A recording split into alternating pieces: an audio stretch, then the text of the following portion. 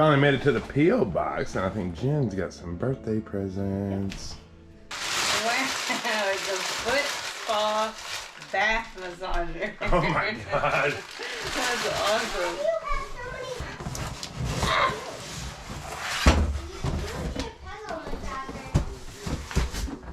Laura. Thank you, Laura Ham. I love it. You know me so well. So well. That's in too. Wow. That's nice. Shoot yeah. Shoot yeah. Gonna fire that bad boy up? You better believe it. By golly. By golly. What you got here? I think I know what it is.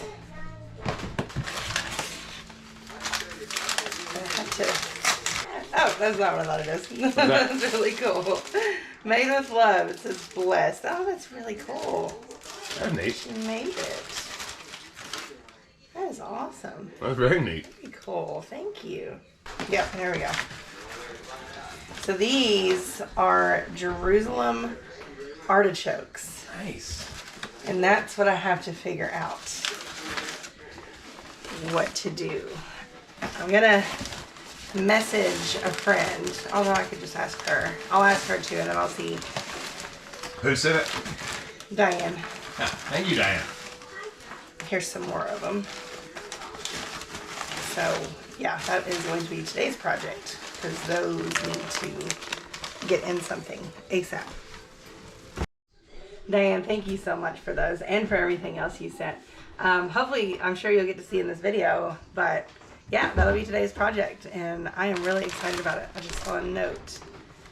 Jerusalem artichokes, full sun, very invasive, plant where you want them forever. So there you go.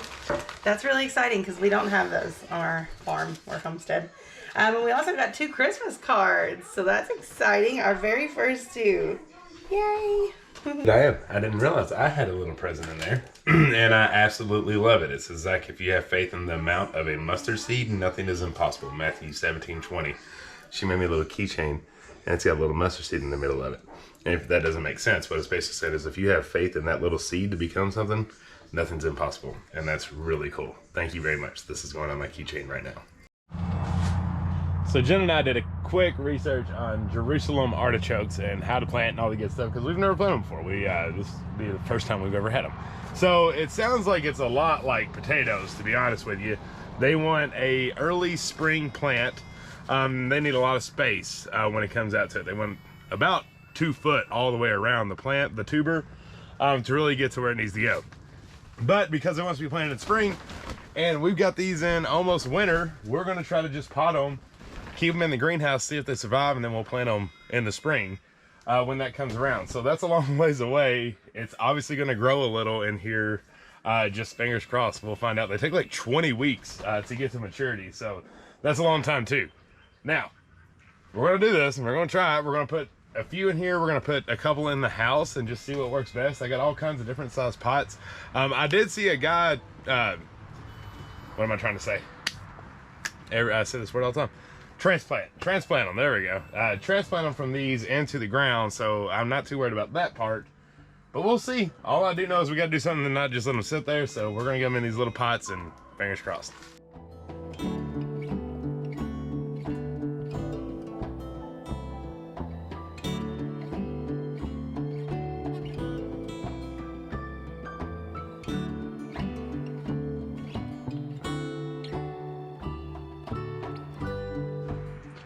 You know, as I was planting those in the pots, the spring plant is probably once the tubers have bloomed and you are transplanting. Because tubers, like dahlias, and then you think about like tulips and different bulbed plants, you actually do plant in the fall for a spring plant. So I think what we're doing is perfectly fine when I just think of like gardening related and take the artichoke piece out and not doing it. So I think this will be fine. They can handle the cold being down there and kind of take their dormant period, and then in the spring sprout and then transplant.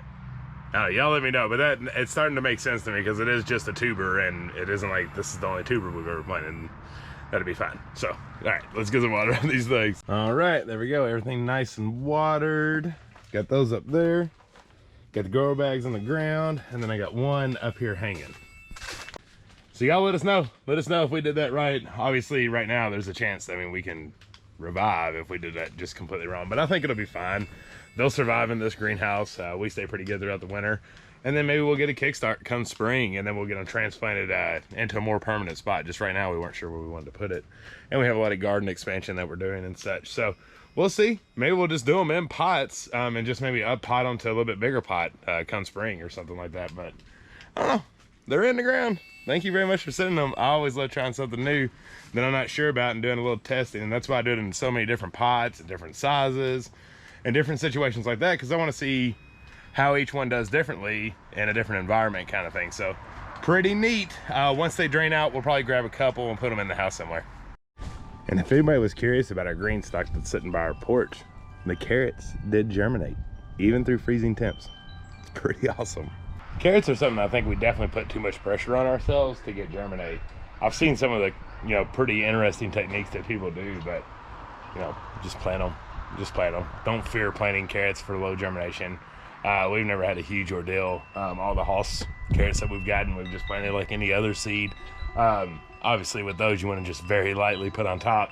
And you don't want to really get into the ground, but we've never had to cover them or anything like that. So if you've had issues getting carrots to germinate, don't give up. Just keep going. You'll get it, and they'll get there with you. The biggest thing is to give them time. Don't give up on them too quick.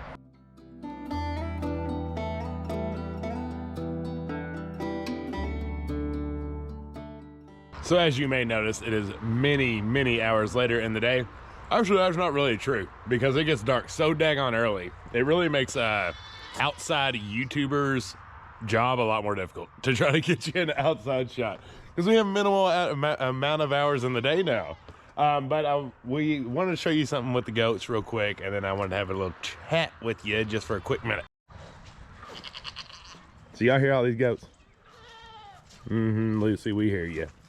Well, old Billy Ray has put all of these little bitty babies in heat, and they're just real upset that they can't get to him, and have been hooting and hollering all daggone day. Yes, you have, all daggone day. But that's gonna change soon. Hi, Rusty. Hi, Xena. So tonight is our last night with old Mr. Billy Ray that's running away from me. There you are, old Billy. So tomorrow morning he is getting picked up by Honey I'm Homestead to be taken back to his place so he can breed their girls. He has been an amazing goat on our farm. We've really enjoyed him. He's got the deed done, and obviously he's got other ones really worked up. So tomorrow he gets to go back home, and all the babies will get to come back into the barnyard and be with their mamas. Thankfully completely weaned off, so the mamas can just focus on being pregnant and growing that baby inside of them. And then we just wait till March or April, I guess, this time for goat kidding.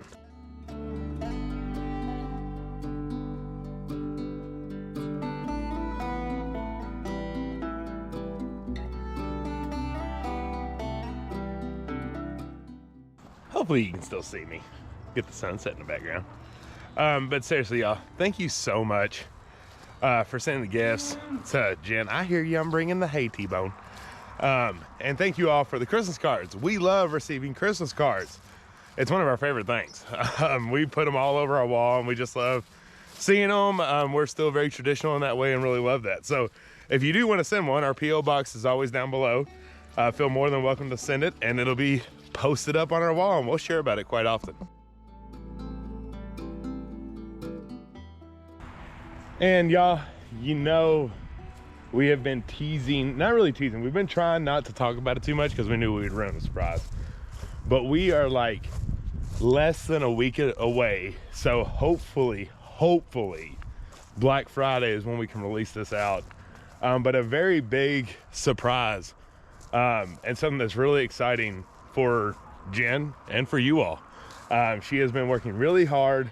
Some of you all have guessed it, but we just didn't want to speculate, and we wanted to wait till it was officially available. But it is coming.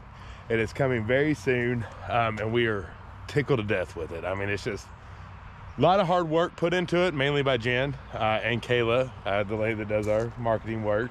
And I'm so proud. I'm such a proud husband right now.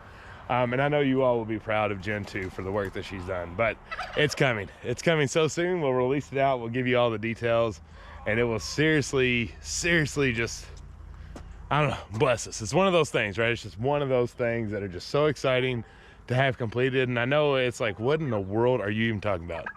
You'll find out next week. So with that being said, and the sun escaping me, I'll sign off so I don't say too much. I hope you all enjoyed today's video. I hope y'all are getting excited for the holidays. I know we are. And if you haven't subscribed, please make sure to down below. We love y'all. Until the next one.